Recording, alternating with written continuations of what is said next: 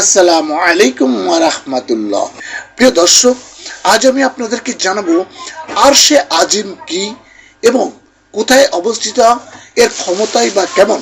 অর্থাৎ আরশে আজিম সম্পর্কে বিস্তারিত জানাবো এই ভিডিওটির মাধ্যমে।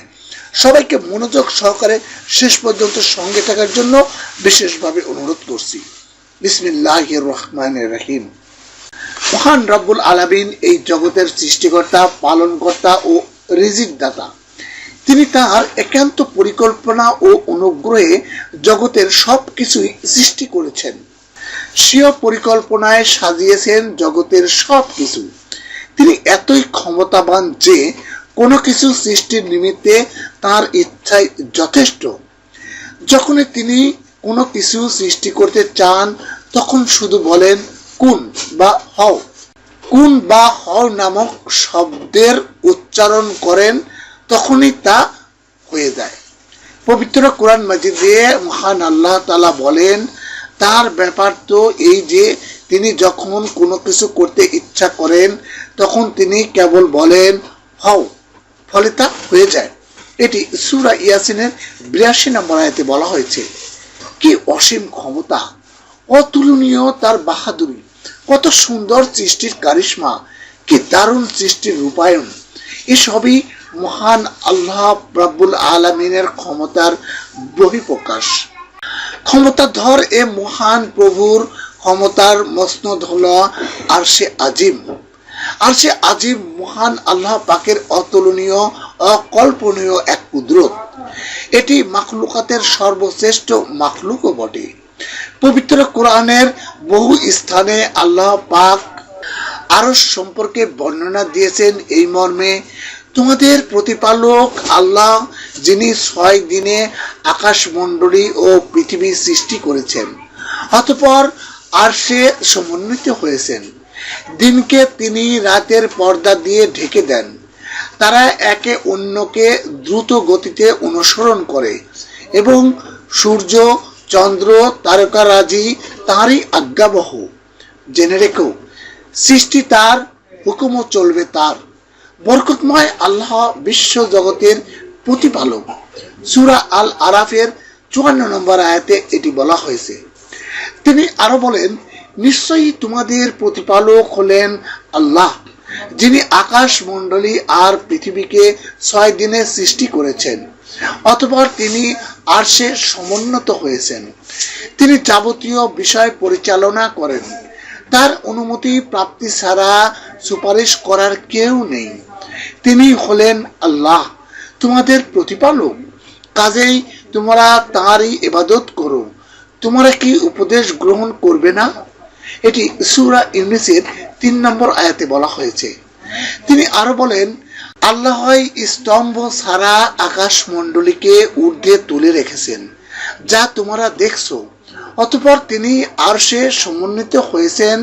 তিনি সূর্য ও চন্দ্রকে নিয়মের বন্ধনে বশীভূত রেখেছেন।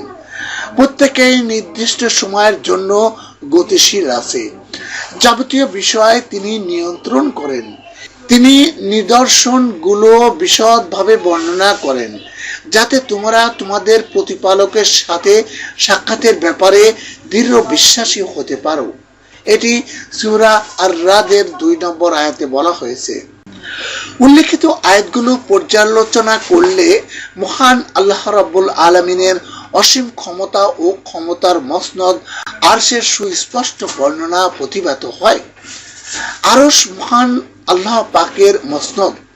এ প্রসঙ্গে আল্লাহ তাআলা বলেন, দয়াময় আরশে সমাহিন। এটি সূরা তাহার ৫ নম্বর আয়াতে বলা হয়েছে। সৃষ্টি জগতের সর্বোচ্চ মর্যাদাকর স্থানে তিনি আরশকে স্থাপন করেছেন।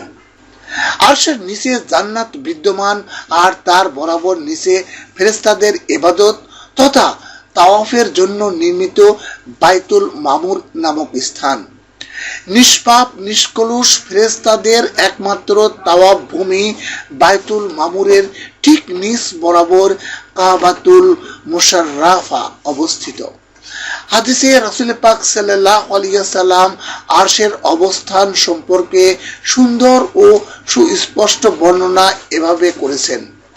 হযরত আবু হুরায়রা রাদিয়াল্লাহু তাআলা আনহু কর্তৃক বর্ণিত, নবী করিম সাল্লাল্লাহু আলাইহি ওয়াসাল্লাম বলেন, অবশ্যই জান্নাতে 100টি দরজা রয়েছে যা আল্লাহ তার পথে জিহাদকারীদের জন্য প্রস্তুত রেখেছেন। দুটি দরজার মধ্যবর্তী ব্যবধান আসমান ও জমিনের মতো। সুতরাং তোমরা যখন আল্লাহর কাছে জান্নাত চাও তখন জান্নাতুল ফেরদাউস চাইবে, কারণ তা হলো জান্নাতের মধ্যভাগ ও জান্নাতের উপরিভাগ। তার উপরে রয়েছে আল্লাহ রাব্বুল আলামিনের আরশ, আর সেখান থেকেই প্রবাহিত হয় জান্নাতের নদীগুলো। এটি সহিহ আল বুখারী শরীফের হাদিস নম্বর 2790। আরশে আজিম বহন করার জন্য আল্লাহ রাব্বুল আলামিন একদল ফেরেশতা নিয়োজিত করে রেখেছেন। তিনি তাদেরকে আরশ বহন করার উপযোগী ধৈর্য, শক্তি, সামর্থ্য, যোগ্যতা ও দক্ষতা দিয়ে বিশেষভাবে সৃষ্টি করেছেন। তাদের প্রকৃতি ও সংখ্যা কত তা কেবল তিনিই জানেন। আল্লাহ পাক এসব ফেরেশতাকে যে দায়িত্ব দিয়েছেন তারা তাদের অর্পিত দায়িত্ব ও কর্তব্য যথাযথভাবে তামিল করে যাচ্ছেন। এ প্রসঙ্গে কোরআন মাজিদে বর্ণিত হয়েছে, যারা আরশ বহন করে এবং যারা তার চারপাশে আছে তারা তাদের পালনকর্তার প্রশংসা, পবিত্রতা বর্ণনা করে, তার প্রতি বিশ্বাস স্থাপন করে এবং মুমিনদের জন্য ক্ষমা প্রার্থনা করে বলে, হে আমাদের পালনকর্তা, আপনার রহমত ও জ্ঞান সব কিছুতে পরিব্যাপ্ত। অতএব যারা তওবা করে এবং আপনার পথে চলে তাদের ক্ষমা করুন এবং জাহান্নামের আযাব থেকে রক্ষা করুন। এটি সূরা গাফিরের 7 নম্বর আয়াতে বলা হয়েছে। মহাপ্রলয়ের দিনে পৃথিবীর সব কিছুই ধ্বংস হয়ে যাবে, ভূপৃষ্ঠের সব কিছুই ধ্বংসশীল, একমাত্র আপনার মহিমায় ও মহানুভব পালনকর্তার সত্তা ছাড়া। এটি সূরা আর রহমানের 26 নম্বর আয়াতে বলা হয়েছে। মহাপ্রলয় তথা কিয়ামতের মুহূর্তে আল্লাহর আরশকে এমন 8 জন ফেরেশতা বহন করবেন যাদের প্রকৃত আকৃতি, শক্তি, সামর্থ্য আল্লাহই জানেন। এ প্রসঙ্গে আল্লাহ তাআলা বলেন, ফেরেশতারা আকাশের প্রান্ত দেশে থাকবে ও 8 জন ফেরেশতা আপনার পালনকর্তার আরশকে তাদের ঊর্ধ্বে বহন করবে। এটি সূরা আল হাক্কা এর 17 নম্বর আয়াতে বলা হয়েছে। আরশের মাঝে রয়েছে আল্লাহ পাকের মসনদ তথা কুরসি। কুরসি আরশের চেয়ে তুলনামূলক ছোট। এই কুরসিতে আল্লাহ পাক উপবিষ্ট হন। তার কুরসির পরিসীমা কোরআন মাজিদে এ মর্মে বর্ণিত রয়েছে, তার সিংহাসন সমস্ত আসমান ও জমিনকে পরিবেষ্টিত করে আছে, আর সেগুলোকে ধারণ করা তার পক্ষে কঠিন নয়। তিনি সর্বোচ্চ এবং সর্বাপেক্ষা মহান। এটি সূরা আল বাকারার 255 নম্বর আয়াতে বলা হয়েছে। পৃথিবীতে সূর্য প্রতিনিয়ত উদিত ও অস্তগামী হয়। প্রতিদিনকার সূর্যটি আরশে আজিমের নিচে পৌঁছে মহান আল্লাহ পাকের প্রতি সেজদা করে। সূর্যের সেজদার স্থান আরশের নিচে। এ বিষয়ে হাদিস শরীফে সুস্পষ্ট বর্ণনা রয়েছে।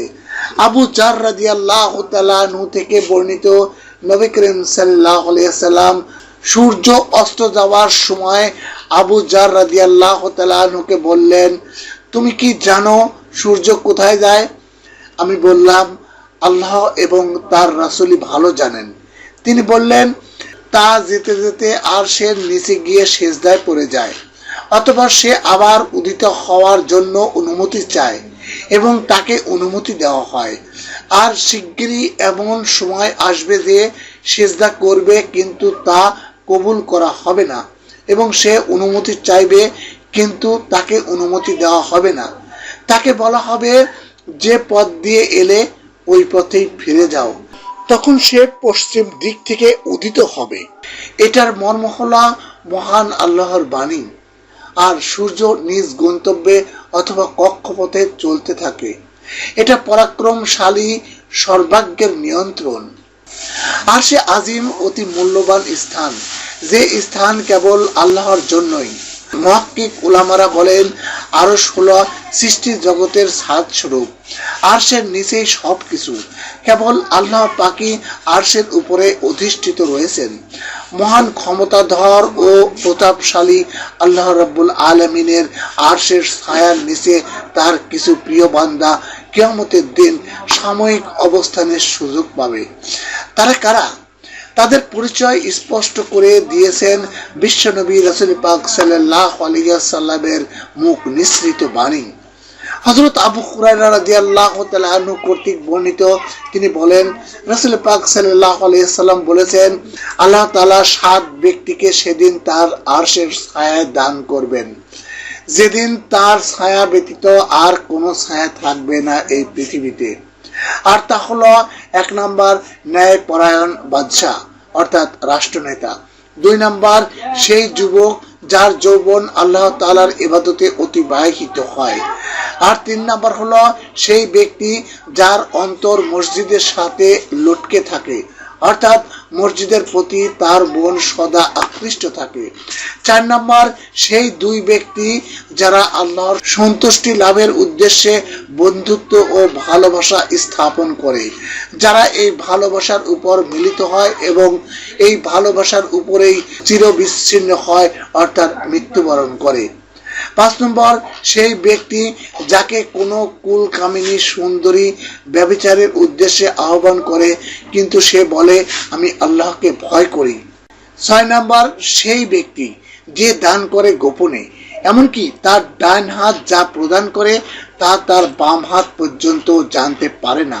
7 নম্বর সেই ব্যক্তি যে নির্জনে আল্লাহকে স্মরণ করে ফলে তার উভয় চোখে পানি বয়ে যায়। এটি সহিহ বুখারী শরীফের হাদিস। মহান আল্লাহ পাক আমাদের প্রত্যেককে তার প্রিয় বান্দাদের মধ্যে শামিল করে কিয়ামতের দিনে আরশের সুশীতল ছায়ায় অবস্থান করার সৌভাগ্য লাভের তৌফিক দান করুন, আমিন। প্রিয় দর্শক, যদি আমার ভিডিওটি ভালো লেগে থাকে তাহলে অবশ্যই চ্যানেলটি সাবস্ক্রাইব করবেন এবং ভিডিওটি শেয়ার করে সকল মুসলিম ভাই বোনদের কাছে পৌঁছে দিবেন। সবাই ভালো থাকবেন। আল্লাহ হাফেজ।